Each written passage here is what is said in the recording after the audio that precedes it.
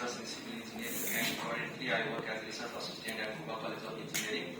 And today I am going to present my research project that we have been doing for past 1 year, and that is development of a low-cost single-axis seg table. So without further delay, I would like to move further. So I would like to start my presentation with a quote that earthquake doesn't kill people but building does. So it's the responsibility of as a civil engineer and as an earthquake engineer that we design building structures in such a way that it can safely withstand major earthquake, as well as even if it fails in a ductile manner, so that the people and residents can escape it in time. So for that, seg table is one of a very valuable tool that we can use to visualize the performance of a structure during an actual earthquake. So what is a seg table? A seg table is a device that can simulate a ground motion. The ground motion can be any past recorded earthquake or harmonic motion or any other input motion that we need to study. So the picture shown here is the seg table that we have built. There are various types of seg table, and this seg table is single axis, that is, it can only simulate one earthquake in one direction. So let us talk why do we need seg table. There are so many companies that are spending billions of dollars in developing software, and then why don't we use that, and why do we need the seg table in the first place? So I would like to explain its importance with a simple example. Let us say someone wants to build a water tank and wants to elevate to a certain height using a column. So he assumes certain dimension of the column, and he asks you as a civil engineer that if this column can withstand this load or not. So if we statically look at this case, then any layman or any constructor can say if this column can withstand the load or not. However, if we analyze it in a dynamic perspective, then there are so many moving factors that we cannot easily visualize. Even a very experienced structural engineer cannot visualize what will be the response of this structure. So for this type of complex phenomenon, we need to actually simulate the structure's performance in the actual earthquake. So for this we need the seg table. This is only a simple example that we can implement in the seg table. However, there are a lot of complex things that we can do using the seg table. So let us start with the working mechanism of seg table, how the seg table segs. So this is the mechanism that actually moves the seg table. We have used a 350 watt DC motor, and this DC motor is capable of moving 100 kilograms of load, and this motor rotates two chain sprockets, and the platform is attached to the middle of the chain, and the platform moves in a linear direction. This mechanism ensures that the rotational movement of the motor is translated to the linear movement. This is the 3D model of our seg table, where the platform rests on the 4 linear bearing, and the linear bearing slides along the 2 square tubes. The linear bearing, we have designed it in our own. We have used 8 ball bearings, and this ensures that the movement of the seg table is confined in the single direction, and the movement is restrained in all the other 4 directions. So the next part is the control mechanism of the seg table, how the input motion is actually simulated and how the motion is replicated in the seg table platform. So this is the overall control mechanism of our seg table. First of all, we need to discretize the continuous signal that we need to replicate. We need to discretize into the sample time of 5 milliseconds. Then we feed the time versus displacement data to our microcontroller, which is the brain of our overall mechanism. And this PID control is not a device, but it is an algorithm which takes 2 parameters as input. The first parameter is the desired position, that where we need to move in the next time period, and the second one is the current position. And based on the difference between these 2 parameters, the PID control algorithm computes the amount of power needed for the motor to move. This power value is sent to the motor driver, and this motor driver eventually moves the motor.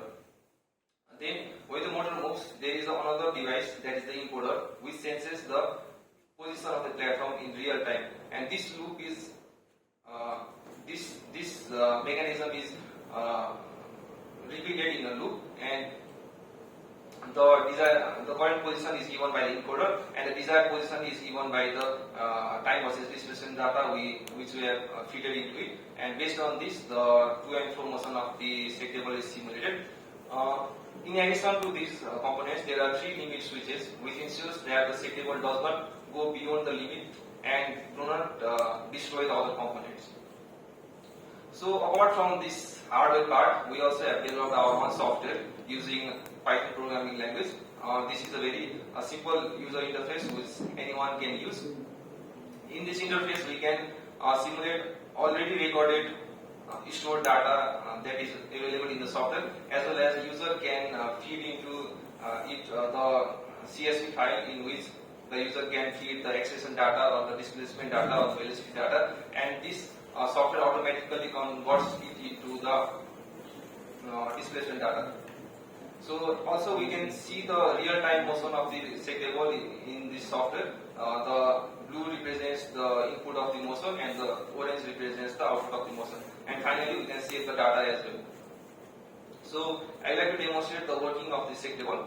The first demonstration would be a discontinuous sine wave, which starts from 5 Hz frequency and ends at 0.8 Hz. And the starting amplitude is 5 mm and the ending amplitude is 20 mm and the decrement is 0.2 Hz. So here we have placed three different height structures. So in the higher frequency, the first structure vibrates more. So with this demonstration, we would like to present you the resonance effect on the structure. So when the frequency is low, the small structure is vibrating more than the other two. The frequency gradually decreases, and when the natural frequency of the second structure is met, the second structure vibrates more than the other two. And similarly, the frequency further reduces, and finally the resonance condition for the tallest building is matched, attained, and thus the tall building shakes more. So the second demonstration is the GD earthquake, which is 9 magnitude earthquake, and I would like to clear that the above model is just for a dummy model. It is only for the visualization purpose. It does not. There is no practical importance of this. This is how the Chile earthquake was gone.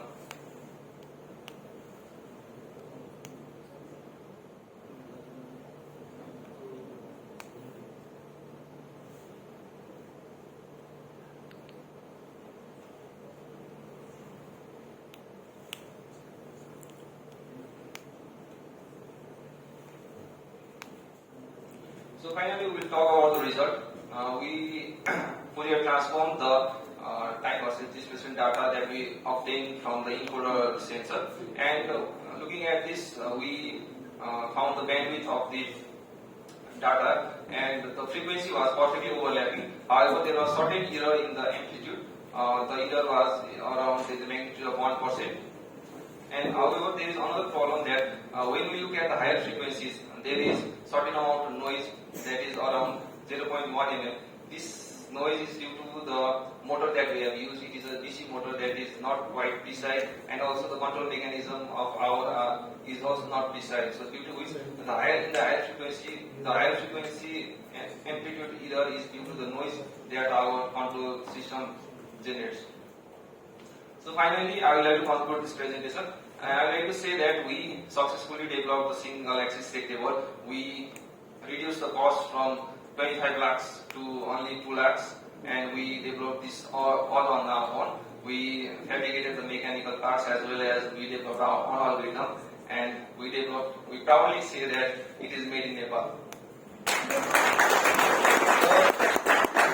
And also we verified the result by performing the first Fourier transform, and it is found to be satisfactory. And we also developed our own software, and which any users can use easily. Okay. This is all.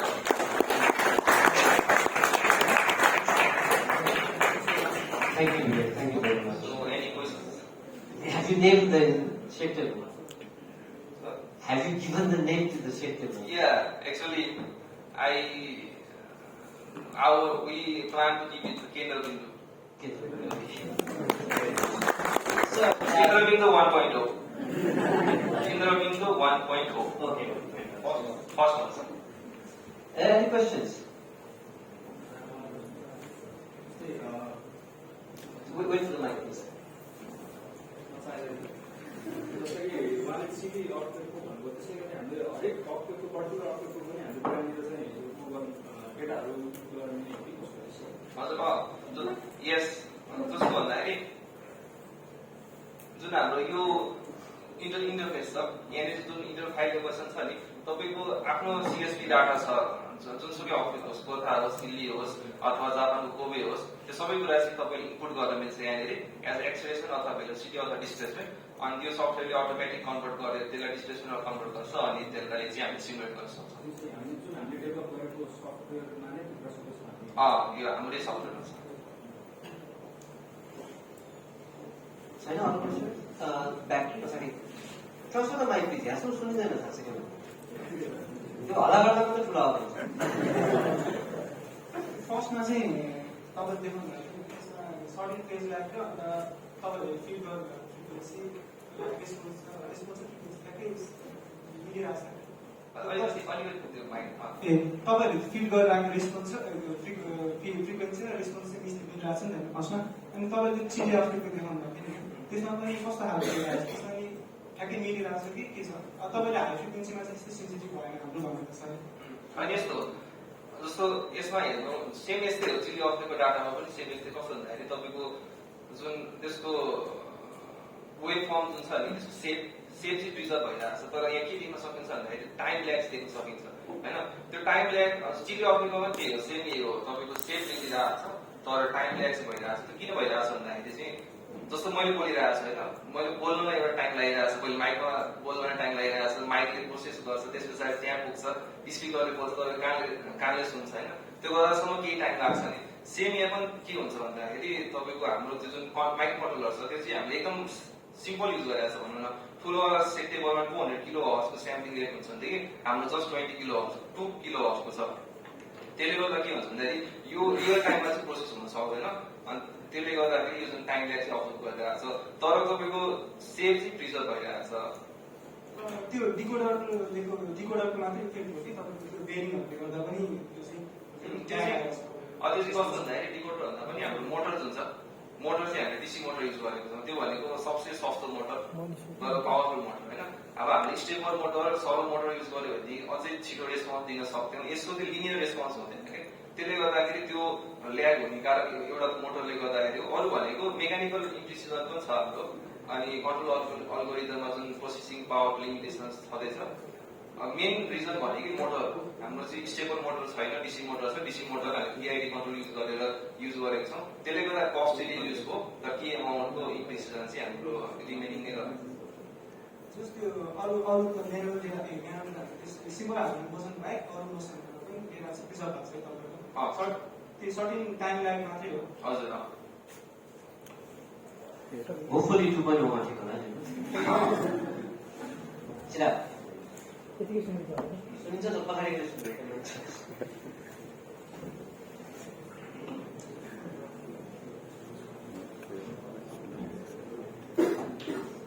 Question छ हामीले त्यो cancer input मोसनमा डिस्प्लेसमेन्टहरू fill गर्यो अनि त्यो त्यसको लागि अब मोसनले त्यो डिस्प्लेसमेन्ट म्याच गर्ने मोटरमा सप्लाई गरेर गर्यो होइन अनि हामीले सेट टेबलमा हामीले बिलिङहरू राखेको छौँ होइन त्यसको सर्टेन मासहरू होला होइन त्यो मासले चाहिँ हामीले इनपुट गरेको त्यो के भन्छ एल्गोरिदममा त्यसलाई कन्सिडर गर्दा कति मास इनपुट भयो त्यो डिस्प्लेसमेन्टमा फरक पार्छ कि पार्दैन त्यो कन्सिडर भएको छ कि छैन त्यो चाहिँ इनर्सियल फोर्स भएको कुराहरू तपाईँले होइन अब सपोज अब के भन्छ एउटा के भन्छ हामीले अघि चिलीको अफकै दिनुभयो भने सम डिस्प्लेसमेन्टहरू दिनुभयो इनपुट फाइलमा होइन अनि तपाईँले बिल्डिङ माथि राखेर त्यो सेट टेबलको पर्फर्मेन्स हेर्नु होइन अलिक ठुलो साइजको बिल्डिङ अथवा अलिक सानो साइजको बिल्डिङ राख्दाखेरि होइन त्यसले आउटपुट मोसनमा फरक पार्छ कि पार्दैन यसमा क्वेसन त्यो चाहिँ अभियसली पार्छ होइन तर त्यसलाई हामीले कम्पेन्सेट गर्न सक्छौँ जस्तो अहिलेको केसमा चाहिँ बिना लोड हामीले क्यालिब्रेट गरेका छौँ सेक्टेबलको अबको फर्दर काम भनेको क्यालिब्रेटै हो क्या हामीले कति लोड राख्दाखेरि हाम्रो त्यो प्यारामिटर जुन छ पिआइडी कन्ट्रोलको जुन प्यारामिटर हुन्छ पिआइडीको भ्याल्यु त्यो कुरा चाहिँ हामीले जति चेन्ज गर्यो नि त्यो अनुसार चाहिँ हाम्रो त्यो रेस्पोन्सको कति छिटो रेस्पोन्स दिन्छ त्यो कुरा हामीले डिटरमाइन गर्न सक्छौँ। तपाईँले भने जस्तो लोड दिएर राखिसकेपछि इनर्सियल फोर्स इन्क्रिज हुन्छ अनि जब त्यो फेरि रिटर्न ब्याक हुनु खोज्छ त्यो इनर्सियल फोर्सले फेरि त्यसलाई अगाडि धकेल्नु खोज्छ होइन। तर त्यसलाई फेरि पिआइडी कन्ट्रोलले नै कम्पेन्सेट गर्छ। तर यदि हामीले चाहिँ त्यो 100 केजीको लोडलाई क्यालकुलेट गर्दैन तर त्यसमा 0 केजी लोड राख्यो भने त्यसमा फेरि इरर हुन्छ, त्यसलाई ओभरसुट गर्दैन। त्यसको लागि चाहिँ हामी के गर्छौँ नि मास अनुसार चाहिँ त्यो जुन प्यारामिटर जुन छ त्यसलाई इनपुट दिनुपर्छ। अबको फर्दर काम भनेको त्यही हुन्छ। ग्राफ बनाउनु पर्यो कतिदेखि कति केजीको लोडलाई कुन प्यारामिटर युज गर्ने, त्यो लोड मात्रै होइन कि फ्रिक्वेन्सीमा पनि डिपेन्ड गर्छ। जस्तो साइन हर्सको 1 हर्सको फ्रिक्वेन्सीमा त्यतिदेखि रेस्पोन्स र 5 हर्समा छुट्टै हुन्छ होइन। त्यसले गर्दाखेरि त्यो अनुसारले चाहिँ हामीले प्यारामिटर चाहिँ चेन्ज गर्न सक्छ। I would love to continue तर हामीलाई फेरि अर्कोमा जानुपर्छ है। मैले थ्याङ्क यू